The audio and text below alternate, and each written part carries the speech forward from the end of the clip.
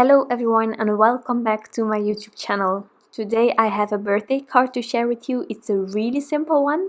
There are kind of a lot of images going on since I only have this tiny area on this card panel, but I just wanted to show you clean and simple is not necessarily only one image, but a minimalistic kind of scene you can also do, and that's what I'm doing today.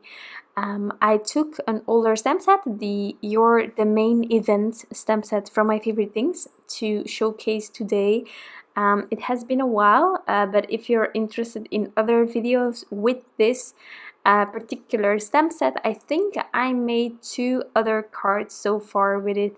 One rainbow kind of background card with an action wobbler, and another one, if I'm not mistaken, like with some blues and yellow, really fun ones last year. So check that out if you're interested in more inspiration with these images.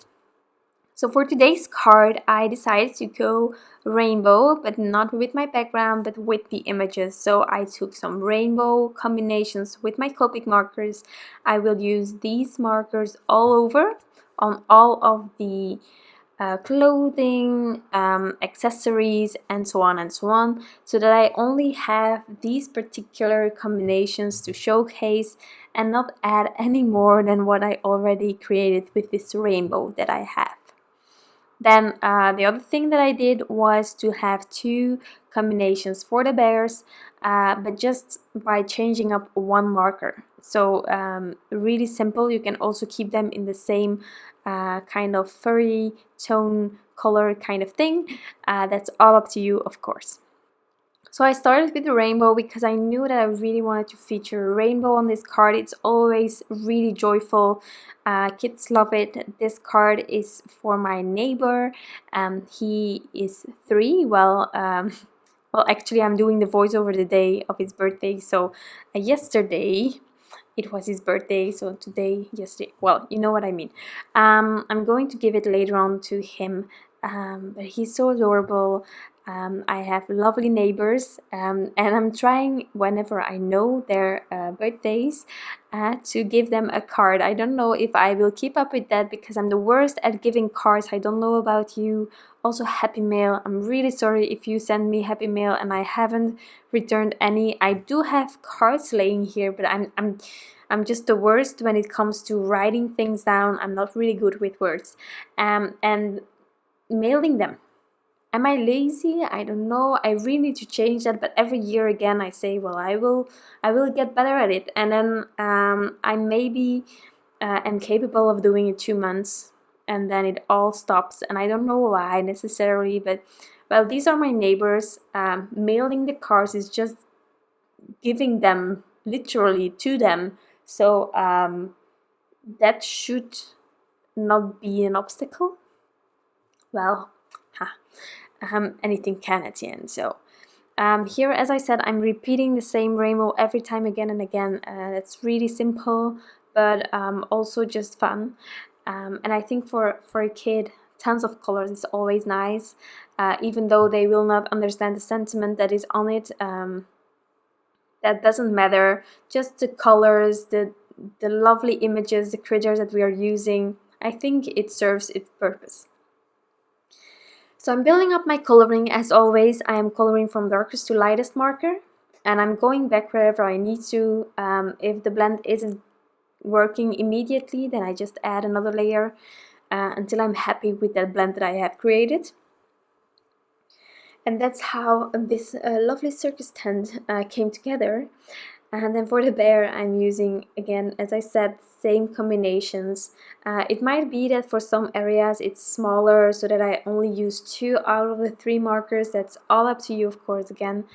But yeah, just having some fun with this rainbow combination.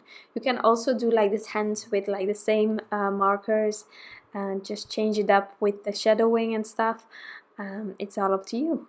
So normally, whenever I create clean and simple cards, I tend to stick to less colors. But of course, when you go rainbow, you need to go all out. You need to have all of those colors and just have fun with them. Something that I tend to do to just help me to keep it clean and simple, or just not overthink everything too much, is to keep my background really subtle or really light. In this case, I'm just going to do that really simple one tone ink blending later on in a really soft, bright, airy color. I'm using my favorite distress ink, Cracked Pistachio, and that's just how I am going to create a simple background behind all of these images. It will not fight against all of the colors, and you can add clouds behind it if you want to. That even can be clean and simple. But I'm not even gonna do that. I'm just going to softly ink blend, and you will see later on as well that my scene will be a bit lower on the left side. I will ink blend a bit lower there to just give it enough air around the critter that is going to be positioned over there. So that's what I did here for this critter. As you know, except when you're new, one of my favorite combinations for light brown color is E33, E53, E51. Actually, the E53 and E50 and E33 are almost in every brown combination that I use, because it's like the perfect mid-tone, but if you want a light bear, you go a bit further in it, and then it's the darkest marker of your combination. But truly, I use it all the time. It's those markers that give me those warm brown colors. And in this case, as I said in the beginning, I am only going to change it up a tiny bit. I'm just adding E37 on top, and the next will be the same, E33 again, E53 again, because they are just working so great with all those other markers. Don't worry if the blend isn't working immediately, just do a second layer, do a third one if you need to. Just make sure that your paper can handle all of the layers that you want to add. If it cannot handle a lot of layers, let it dry in between, use a heat gun, set it aside to dry naturally. That's all up to you. But I'm using Transotype Perfect Coloring Paper. I'm really happy with this paper. It can handle quite a lot of layers. It also depends a tiny bit with how much ink you use for each layer, but in my case, most of the time I need 2 layers, and that works great. So here I have an A2 size panel. It's just the basic rectangles that I used, and I'm just figuring out layout, what I'm going to use, also the sentiment. This is one of those amazing stamps from my favorite things, the birthday wishes.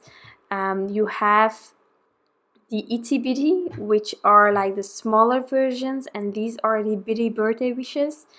These basic sentiment stamp sets are just fabulous, and there are multiple occasions that my favorite things already brought out, and I just love all of them, because I'm one of those, well, I love all of the punny sentiments that are in stamp sets. They are well thought through and stuff, but as I said, I'm really bad at mailing cards. So Happy Mail, I make them, but then they aren't mailed. And birthday cards, Christmas cards, I make tons of them because I really need those, and I really should send out birthday cards at a specific date.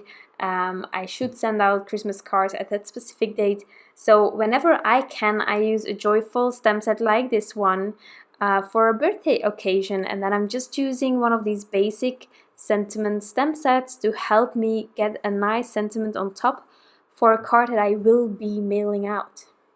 And I think that's something really great about these basics, these sentiment stamp sets. So for the critters, I'm using some thin foam squares. The tent I just added with some liquid glue to not struggle too much with dimension, just having a tiny bit with the critters themselves. But before adding them, I will first be stamping out the sentiment.